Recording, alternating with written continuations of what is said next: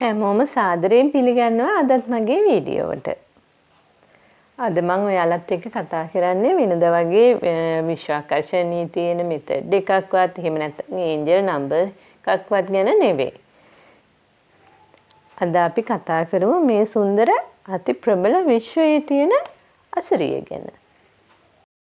අපි ජීවත් වෙන වටපිටාවේ තියෙන හැම දෙයක්ම අයිති මේ අනන්ත වූ මහා විශ්වයට. ඉතින් මේ හැම දෙයක්ම ඒ කියන්නේ පණ ඇති පණ නැති හැම දෙයක්ම මේ විශ්ව මාතාවගේ හිමත් නැත්තම් සබදම් මාතාවගේ දරුවෝ. මිනිසු සත්තු ගස්වැල් ඒ වගේම ග්‍රහලෝක ඉරේලිය සුළඟ ආලෝකය හැම දෙයක්ම මේ මුළු වටපිටාවෙම තියෙන පණ ඇති පණ නැති හැම දෙයක්ම අයිති මේ විශ්වයට. අපි හැමෝම මේ විශ්ව මාතාවගේ දරුවෝ. ඉතින් මේ විශ්ව මාතාව එයාගේ දරුවන්ට ගොඩාක් ආදරෙයි.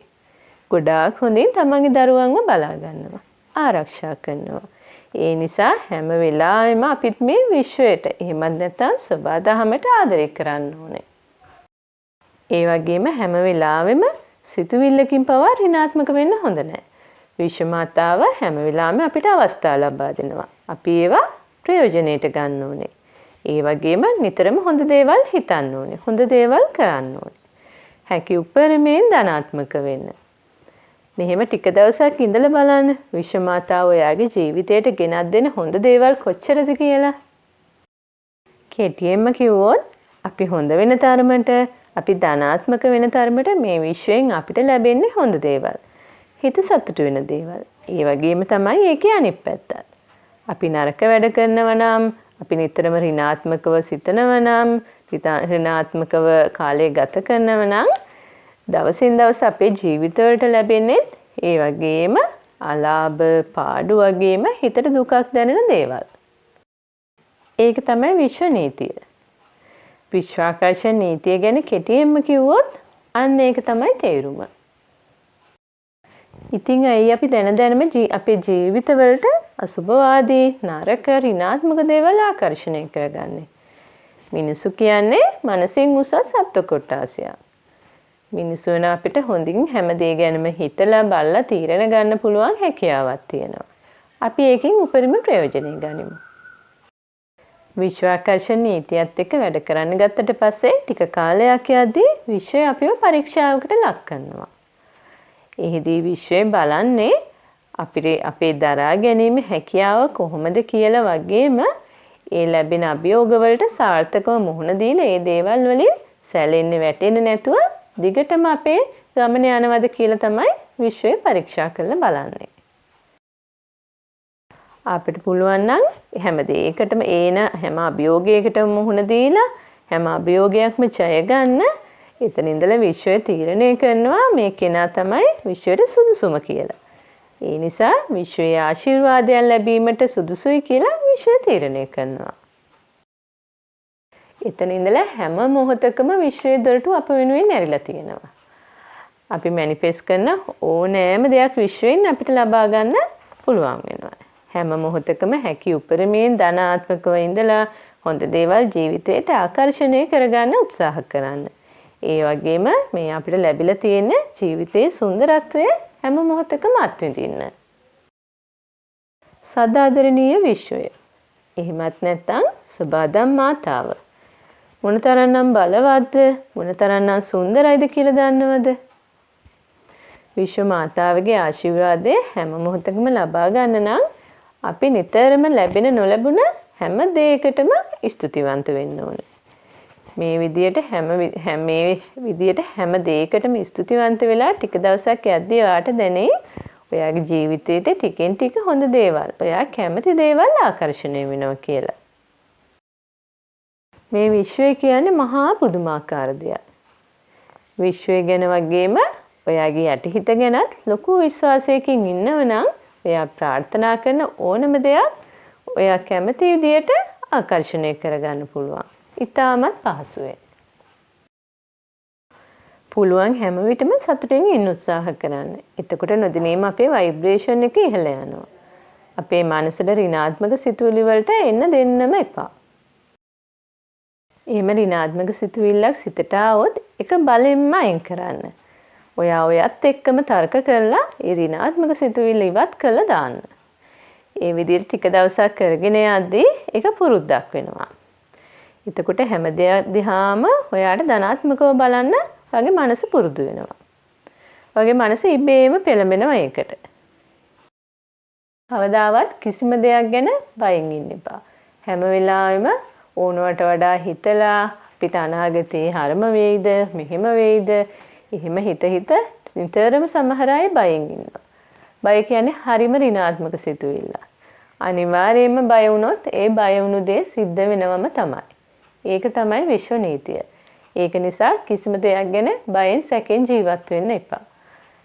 ඒ දේවල් හැම දෙයක්ම හිතින් අයින් කරගෙන නිතරම වර්තමාන කාලේ වර්තමාන මොහොතේ කියන්නේ මේ මොහොතේ තියෙන දේවල් ගැන විතරක් හිතලා කාලය ගත කරන්න.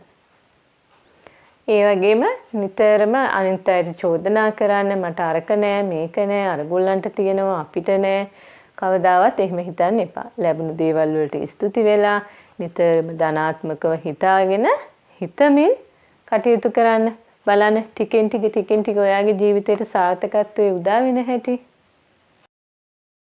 විශේෂයෙන්ම මම අද මේ වීඩියෝ ගෙනාවේ ඔයාලට විශ්වාකර්ෂණ නීතිය ගැන පැහැදිලි කරන්න නම් නෙවෙයි. ඒත් මම ඔයාලට ටිකක් පැහැදිලි කරා. මට අද ඕන උනේ ඔයාලත් එක්ක මේ විශ්වයේ තියෙන සුන්දරත්වය විඳ ගන්න. හැමදාම වැඩ. ඉවරයක් නැති වැඩනේ. අඩුම තරමේ මාසයකට දෙකකට වතාවක් හරි පුංචි විවේකයක් ගන්න ඕනේ අපේ සිරුරට වගේම මනසටත් දැනෙන්න. ටිකක් එළියට බහින්න, ඇඟට හුලං වදින්න, වටපිටාවේ තියෙන සුන්දරත්වය විඳ ගන්න, චුට්ටක් ඇවිදින්න, ඒ වගේ පුංචි දෙයකට පුංචි වෙලාවක් හරි වෙන් කරගන්න. ඉතින් පොඩි වෙලාවක් හරි අරගෙන ඔයා චුට්ටක් කට්ටියකින් ඈත් වෙලා පොඩ්ඩක් අහස දිහා බලාගෙන ඉන්න. නැත්තම් ඔයාට තියෙනව නම් මොනවා හරි සබදාහමේ හොන් ලස්සන සුන්දර තැනක් අපිට පරිසරයේ තියෙන චුට්ටක් ඉතින්ට යන්න. ඒ වගේ මේ සබදාහමේ අසිරිය විඳ ගන්න පුළුවන් නම් ඔයාගේ මනසට ගොඩාක් ලොකු විවේකයක් ලැබෙනවා ඒකෙන්. මම ඉස්සෙල්ලා කිව්වා වගේ අපි සබදාම් මාතාවගේ දරුවෝ. කියන්නේ විශ්ව මාතාවගේ දරුවෝ. නිතරම අපි විශ්වයත් එක්ක සබදාහමත් එක්ක බැඳිලා ඉන්න ඕනේ. එතකොට තමයි විශ්වයෙන් අපිට හොඳ දේවල්ම ලැබෙන්නේ. ඉතින් මාත් තීරණය කරා ටික දවසක් නිවාඩුවක් අරගෙන මගේ මහත්තයයි දරුවෝ තුන්දෙනා එක්ක ටිකක් නිදහසේ ඇවිදින්න යන්න. පොඩි විවේකයක් ගන්න. ඒකට මම නම් තෝරගත්තේ සුන්දර නුවරඑළිය.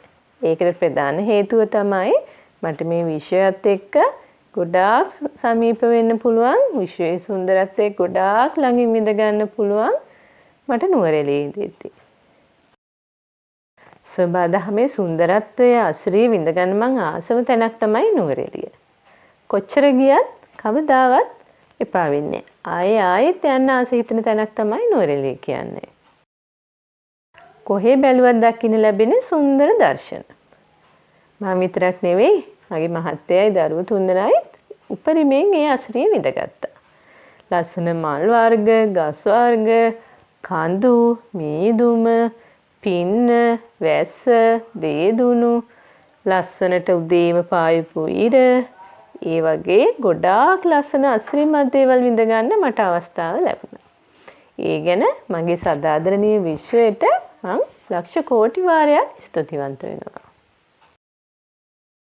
අපි මොනතරම්නම් වාසනාවන්තද මේ වගේ අසිරිමත් දේවල් දැක ගන්න ලැබෙනවා කියන්නේ. එකතු වෙන්න හැම මොහොතකම මේ විශ්වයත් එක්ක නිතරම ආදරණීය විශ්වයත් එක්ක කතා කරන්න. විශ්වයත් එක්කම ජීවත් වෙන්න. ඔයාගේ ජීවිතේ හිතුවටත් වඩා හොඳට සාර්ථක වෙන්න පටන් ගන්නවා එහෙම කරද්දී. ඔයා කැමති දේවල්ම ලැබෙන්න පටන් ගන්නවා. නිතරම විශ්වයට ස්තුති කරන්න.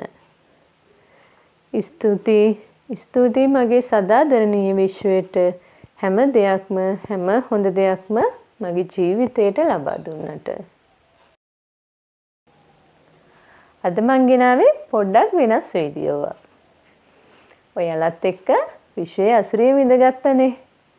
අපි ඊළඟ දවසේ ආයිත් තවත් වීඩියෝකින් හමු වෙමු. හැමෝටම ගොඩාක් ස්තුතියි.